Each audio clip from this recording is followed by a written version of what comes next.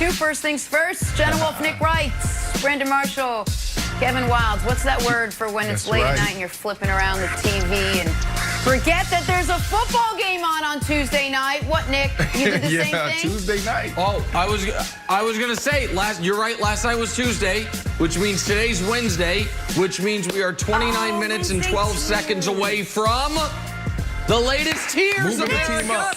Get ready. Get ready. Get ready. Big changes on the horizon. We will do that. But let us start with the aforementioned Tuesday night football. Ravens, Cowboys. Both these teams trying to get back on track. Spoiler alert, only one would do it. Ravens got the reigning MVP Lamar Jackson back off the COVID list and back off the quarterbacks who haven't played that well list.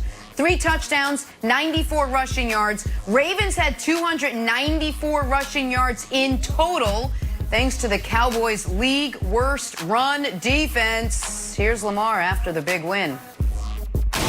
It felt like I ain't played a whole season. I was like, I feel good to be back with my guys, even in practice, walking into the locker room and stuff like that. It's like, man, I couldn't wait to see y'all face. It was like 2 weeks I ain't see those guys. So it was like, man, I can't wait to get out there and perform for those guys because I know how much, it means to us to win games, for sure. 2 years ago, I was out sick one day. I felt the exact same way when I walked back into the office. Remember that, Nick? No, it didn't happen. Brandon, let me start with you here. So you watched this game last night, the way they dominated the Cowboys. Did they look like a playoff team? With a head cold. I did not miss a month. It was a flu. A month, Jenna? Okay? 2 years ago. It was 2 years ago. It was one day, maybe 3. Regardless. Okay. How did this Ravens team look to you last night with Lamar back? Did they look like a playoff team? Absolutely. And look at that press conference by Lamar Jackson. When's the last time we saw that type of energy coming from the Baltimore Ravens? I said it last week. Yep. There's a lot of, I said it this week, actually. There's a lot of turmoil internally. So sometimes, taking away something that you love brings back that excitement. He played with juice last night. He played with a lot of excitement. He looked like the reigning MVP. You said it in your opening statement, Jenna. This dude looked like the reigning MVP. He was lights out. They ran the ball phenomenal. Yes, they're a playoff team.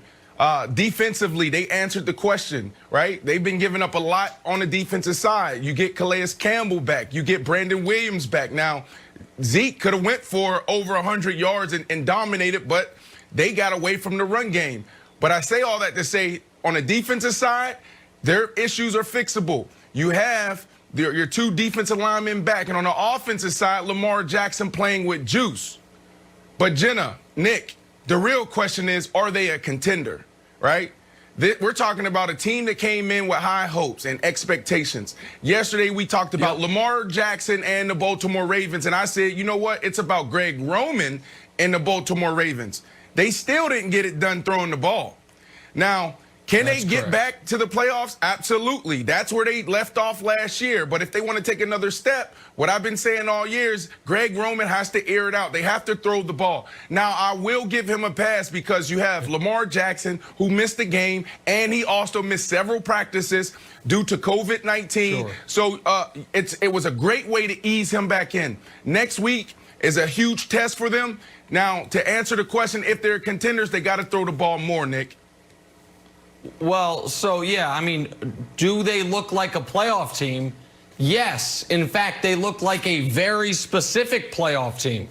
The 2018 Baltimore Ravens playoff team.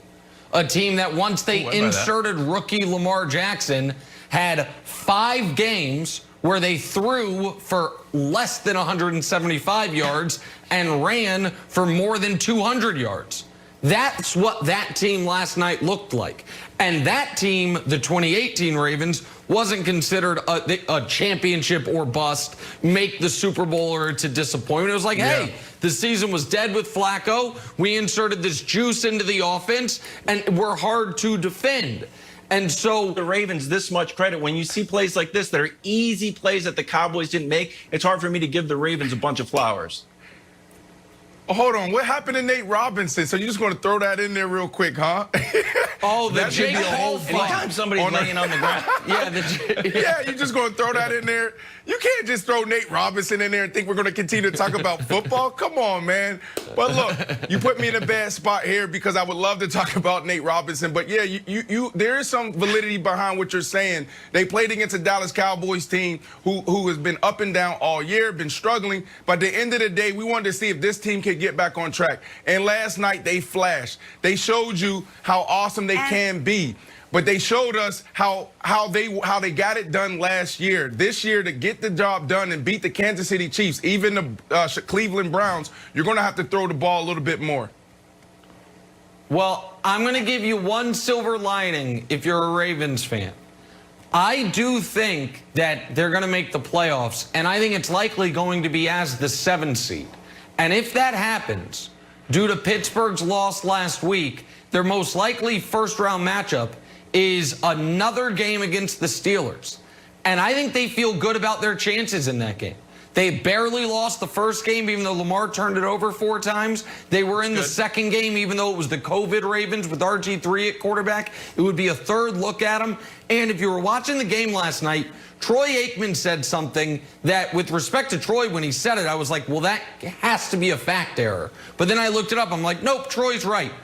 John Harbaugh has 7 career road playoff wins. He's won 10 playoff games in his career. 7 have been on the road. So he knows how to get a team ready to go into another team's stadium to win a football game. So unlike with the Seahawks, where I think if they have to be on the road the whole playoffs, they could be in real trouble, Baltimore is used to that, and they've actually shown success with that. So even as the 7th seed, they could be dangerous, Jenna, if they get their offense more balanced.